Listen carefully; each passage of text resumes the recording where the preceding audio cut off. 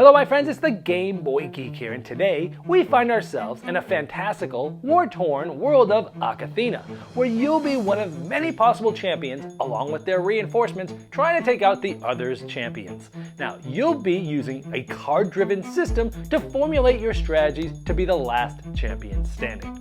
Champions of Akathena, Blood and Magic is for 2 to 6 players. It plays in about 30 to 45 minutes, is for ages 8 and up, and published by Faceless Publishing.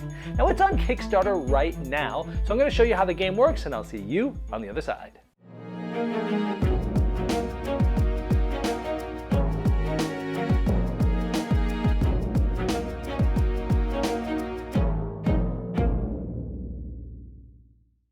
This is a Kickstarter preview, so all the art and components you see here are not final. They're prototypes, so you're going to want to check the Kickstarter link in the description of this video to see all the final art and components. Now, each of these champions comes with their own sort of player aid and player board, and with illustrations and the name like Dashing Swordsman, and they come with reinforcements like the Imperial Guard. It talks about the champion themselves, like their homeland, the difficulty, meaning how easy is it to play this champion. This one is easy.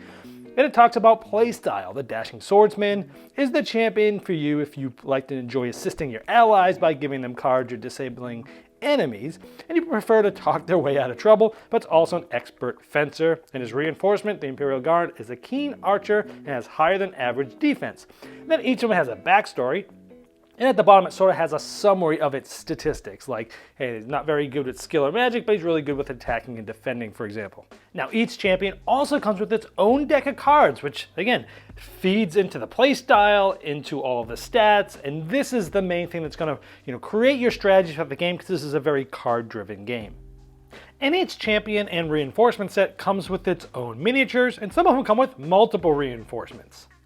And there's plenty of other champions to choose from, like the Marshal and the Swordsman, also easy to play, really good with defending, attack, and health, not so good with moving, skill, or magic. Or the Dual Wielder and Archers, easy to play, good at attacking and skill, low with moving and magic. The Elementalist and Stone Constructs, medium difficulty, great at attacking, moving, magic, not so good with health, defending, and skill. The Lizard Folk Queen and the Lizard Folk Warriors, medium difficulty, great at attacking and skill, low at magic and health. Gnome Alchemist and Gnome Gunslingers, medium difficulty, great at defending and moving, not so good with health and attack. And finally we have the Dryad Witch and Wood Construct, difficulty is hard, great with moving, skill, and magic, not so good with health, attack, and defend.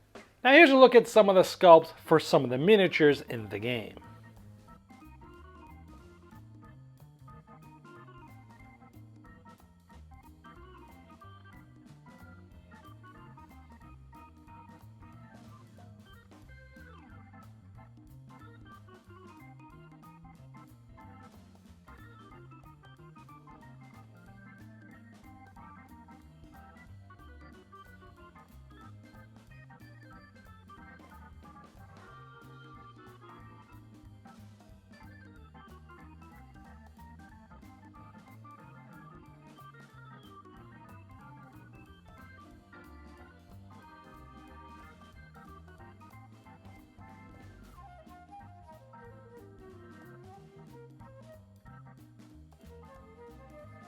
Now there's different maps you can play on. I'll show you some of them before we end this video, but this one is on Kaladar Arena. Now you can play with 2, 4, or 6 players. Normally that's the main game. If you're playing with 4 or 6 players, you play in teams. If you're playing 2 players, it's just 1 player versus another player. I'll talk about playing odd player counts at the end with a villain variant. Now this was also set up with some obstacles that the rule says you can set it up with. You can also create sort of your own design as well. So in this case we have a 4-player game, and 2 of the players are going to be allies. They're going to be working together to try to take out the champions of the other team, because whatever team takes out all the other champions from the other team wins. And so we have, like, the first player is going to set his, these are numbered, so the first player will put their champion here, and then any reinforcements adjacent to that, so maybe something like this. And then the next player to left, which will be someone from the other team, places them over here with a 2, 3, and 4. You go sort of clockwise. So this team sort of starts over here with its 2 players, and this team starts over here with these 2 players. And you'll see that the champion has the star on it, and the reinforcements have the little numbers on them. And you can see a little closer of the stars and numbers on the champions and reinforcements respectively here. Now this is the back of the player aid. It shows, so this is for the Dashing Swordsmen and the Imperial Guard, it shows you the health that you'll set yourself with this old token here. It has an action track where you count your actions, and it has the health of the Imperial Guard. Now notice that, this player, he's starting here, and he starts sort of with the number 26 here. And if you remember, the Gnome Alchemists had low health. They only start here, their biggest one is 20, but they actually have two. They have two gunslingers, each with the same amount of health. But, so you set it up in each of those different champions, and reinforcements have sort of different stats based upon what you saw on the front of these. And again, over the course of the game, you're trying to get the other team's champions down to the skull and crossbones because it will be eliminated, and you're trying to eliminate all of the other team's champions before they do that to you to win the game. Now I mentioned that each champion comes with its own deck of cards. Within that deck are going to be a handful of these cards that say advantage on them. Now at the beginning of the game, you're actually going to be able to choose which 8 of these advantage cards you want to use. Some of them are strictly for defense. Some of them are strictly for attacking. Some of them have sort of a mix of two. Some of them have some special actions. You get to pick which 8 of these are going to be in your hand at the beginning of the game. The rest of them you'll not use this game. So every game, even if you play with the same character, you can have different strategies based upon the starting advantage cards that you'll be having for the whole game. Because again, you're not using any of the ones that you don't select. Also, advantage cards can be used to help balance the game. If you're playing against someone that's not as experienced as you, you could just have 4 advantage cards, and they might have 8, and it's a way to play with players and balance the play field if there's different levels of experience. And the rest of the non-advantage cards that you didn't select and or remove, that's going to be your main deck. That's going to be your draw pile that you'll be using to get more cards in your hand for different strategies. Now, the turns in this game are very simple. You're simply going to take 4 actions, tracking them on your player board with the star, and then it's going to be the next player's turn clockwise, who will be someone from a different team. Now, it's very easy. On your turn, even though you're taking 4 actions, there's 3 choices. You can draw, which is drawing a card from your deck. You draw a card, but the allied player, meaning your teammate, would also draw a card, but you have 12 cards of a maximum hand limit, remembering that you start with 8 advantage cards in your hand. You can move. Essentially, you're going to be moving your own characters, meaning your main champion and or your reinforcements, up to a total of 4 squares, but you can't move diagonally. Or you can play a card, and you'll play different cards depending on the card. Again, I showed you there's attack cards, defensive cards, and skill and magic cards. So that's all you're doing. One of these 3 things, you can do them multiple times. You get 4 actions to do all these. Now you notice that some of the characters have sort of melee type weapons like swords, and some of them have sort of ranged weapons. And you'll notice those are stated on your player aid: ranged weapon for Imperial Guard and melee weapon for the Dashing Swordsman. Now this reinforcement has the ranged weapon. Now you cannot shoot through other characters, and they can't shoot through trees or rocks like this. If this had happened to have been water, you can shoot range over water, but in this map we're not using that. So maybe for their first move, they move. You can move in all your characters up to 4 spots in any direction, not including diagonal. So let's say we moved them here and we moved them here. Now I'm trying to sort of stay away from this. Now this player we can maybe play a card to do a ranged attack, and it can go as far as it can go in a straight line. So we could try to hit this one. Of course, as I mentioned, it can't go through players and rocks and things like that. It can also go in a straight line in any direction, including diagonal. So even if there was someone like, way down off the board down here, it could hit. It could actually hit this character, but that's one of their teammates that wouldn't want to do that. But you can shoot diagonally as far as you can like that. Now, most of the advantage cards only help the champion. It will say champion, sword hit like this for 10. But some of them will say champion or reinforcement. This says the Dashing Swordsman may make a melee attack, or the Imperial Guard can take a range attack, or either may defend, because this one can do both. So in this case, we're going to do a ranged attack, and it's going to be for an attack of 6. Now, when we do this, we say who is attacking who, and we put our card face down. So essentially we're saying, this player is going to attack this player. Then that other player can decide to defend. If they defend, they place a card that can defend face up, and then this player will flip. So in this case, it is 6 attack versus 4 defense, so we look at the difference. That's a difference of 2. Then that specific reinforcement will take 2 damage. Now if they didn't do a defend, all 6 would have hit them. And both of these cards go into their discard pile. And so there's a spot for your discard pile over here, there's a spot for your draw deck over here. If you ever draw a card and there's no cards left, you simply shuffle this discard pile and put it back into your draw deck. So in this case, it did hit the Lizard Folk Warrior, which is the reinforcement 2, so it would go down 2. Again, if it's ever here, then you basically remove it from the board. So again, let's say we moved, we attacked, and let's say we we drew 2 cards, it'd be the next player's turn. And that's pretty much how the turns work. It's that simple, and that's how combat works. The game is very simple in that regard, but a lot of it is all in the cards and how you use them. Now speaking of the different cards, let's look at a few more here from the Dashing Swordsman deck. Blade Defense, defend 8 against the melee weapon attack. Showmanship, other ally players draw a card, and if in the arena, which is its home turf, which is where we're playing in today, we hit 1 damage and draw a card. Cool, because that's one that you might want to select depending on which map you're playing on. Enchanted Blade, after defense is resolved, deal 1 follow-up damage. First Aid, heal 3 to an adjacent character and remove all penalties currently affecting them. Dashing Swordsman cannot use this card on themselves. And then the Reflective Sword, deal 1 damage to an attacker. So that's pretty cool. So some of the different things cards do.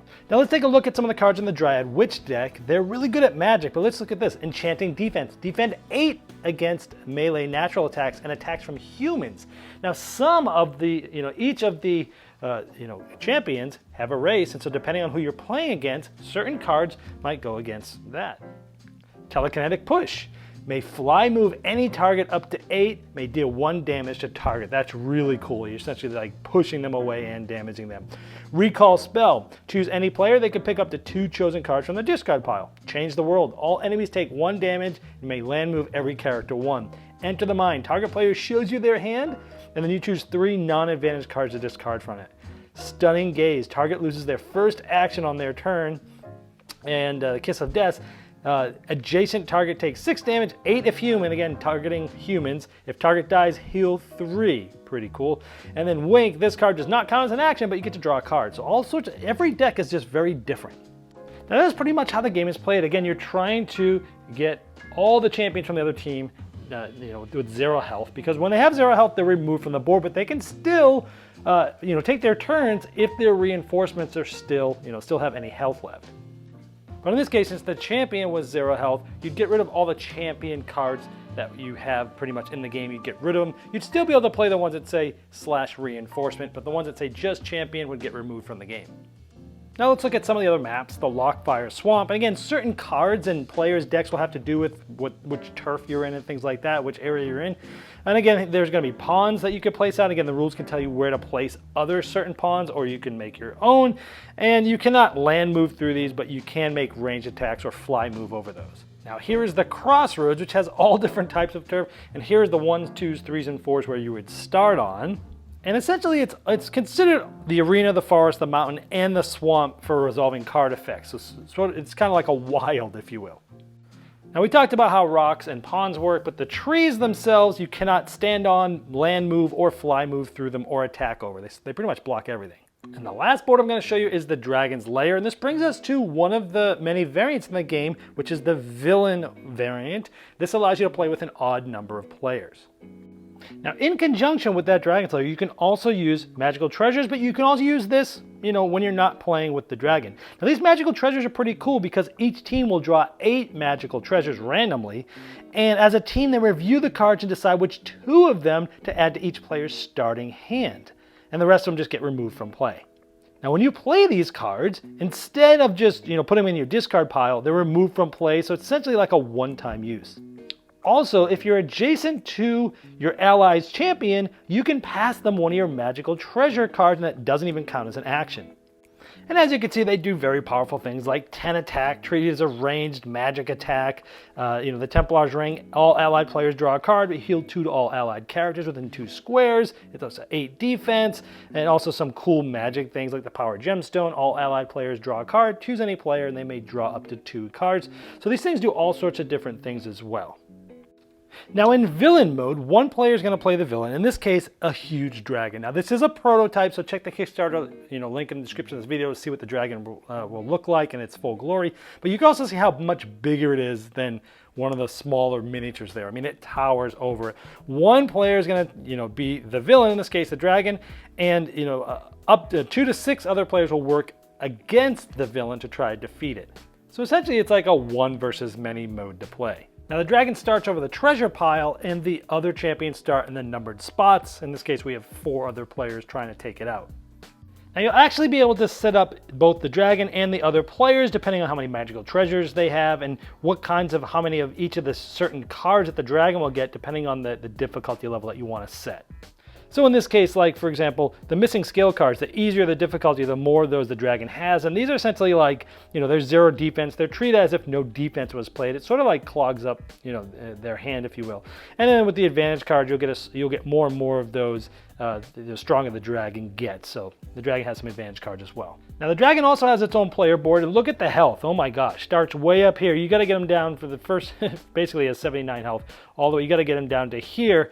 And the dragon works a little differently. Like the player 1 is going to take an action, do their whole turn. Then the dragon's going to take one. Then the next non-dragon player is going to take a turn. Then the dragon. So the dragon will take turns in between every player's turn. Now the dragon has its own deck and also has a separate defense deck. Now when the dragon is attacked, they must always defend. Now they have the option, they can play a basic combat card, like the one says basic, it's not an advantage, for the defense. In this case it would be 3 defense. Or they could take the top card off their defense deck, and guess what? It might be one, just a scratch. Treat defense value as 2 lower than the attack value. Or if in terrible luck, might be one of those missing scales where, it's basically like nothing happened. No defense, it just went all the way through. And whenever this deck gets completely empty, you will shuffle in an additional missing scale card. So as time goes on, it's gonna get weaker and weaker. Now the dragon, when it's his turn, they have a sort of different way of doing. First, they can move 90 degrees, then it can, land move up to 2 squares, then play 2 cards one after another, and then draw up to 4 dragon cards from the draw pile. Now the way the dragon attack works differently. When it does a melee attack, it can attack in any direction up to 2 squares away, but if you play a breath weapon, it'll attack everywhere where this red cone is, depending on where it's facing. So that's why turning it 90 degrees is very important for some of its cards. And lastly, let me show you some of the cards from that dragon's deck. Unstoppable Bite. You treat the defense card against this as 6 lower. Any player can discard 1 advantage card to allow the defending player to use their full defense value. So that's kind of a cool way to attack. Now the Dragon Treasure, this card does not count as an action, which is cool, but the dragon gets to draw 2 of those cool magical treasure cards. They don't hurt against the dragon's hand limit of 4. Now in Thrall, it doesn't count as an action. You take control of any 1 reinforcement and remains under the dragon's control until the champion is defeated. That is so cool. You're now like taking control of their reinforcements. That is just amazing. Overrun, you can land move forward up to 4 and may move over characters, and all characters moved over basically get moved over into adjacent squares, then deal 3 damage. So essentially like running over them. So very different play style for the dragon. And play goes normally like this until either the dragon is defeated, all the other players win, or if all the players get defeated by the dragon, then the dragon wins. Well, there you have Champions of Akathena, Blood and Magic. And as I showed in the overview, the game has simple mechanisms, but offers depth through the strategic card play. Now, if you'd like to see all the final art and components and all the different pledge levels available, you can click the link below me in the description of this video. Now, that's going to take you directly to the Kickstarter project page, and I'm sure that Faceless Publishing would love your support.